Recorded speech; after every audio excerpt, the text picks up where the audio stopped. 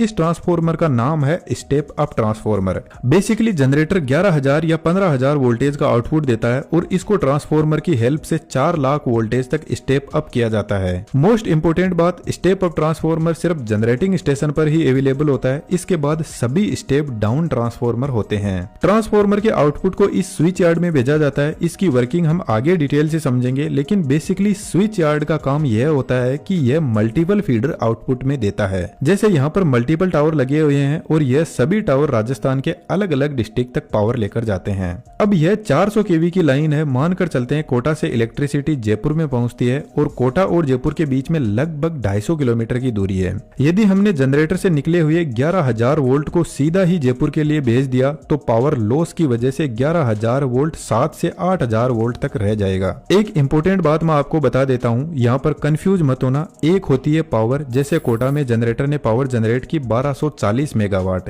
और इस 1240 मेगावाट में इतने वाट होते हैं जो आप स्क्रीन पर देख सकते हो। यदि हम इसको 1000 से डिवाइड कर दें तो इतनी बिजली की यूनिट यह सभी जनरेटर मिलकर बना रहे हैं। अब बिजली कंपनी का यही टारगेट रहता है कि यह पूरी की पूरी यूनिट हमारे घरों तक पहुंचे ताकि वह हमसे बिजली का बिल ले सके। लेकिन मान लो जयपुर पहुंचते पहुंचते यह यूनिट सिर्फ 1 लाख ही रह गई तो यह जो ऊपर के 24,000 यूनिट थे यह तो रास्ते में खत्म हो गए, जिसकी वजह से बिजली कंपनियों को नुकसान होता है, क्योंकि इस नुकसान का पैसा हम तो देंगे नहीं, हम तो हमारे घर का मीटर जितनी यूनिट दिखाएगा उसी के पैसा देंगे। तो यह जो पावर का लॉस हो रहा है इससे बचने के लिए वोल्टेज को बढ़ाया जाता है। एक्चुअल में पावर वोल्टेज और करंट का प्रोडक्ट होता है, तो पावर हमेशा फिक्स रहती है, लेकिन हम वोल्टेज और करंट को ट्रांसफार्मर की हेल्प से कम ज्यादा कर सकते हैं। तो जब हम वोल्टेज को बढ़ाते हैं तो करंट कम हो जाता है। अब ज्यादा करंट होता है तो ट्रांसमिशन लाइन का जो कंडक्टर होता है उसका टेम्परेचर बढ़ने लगता है।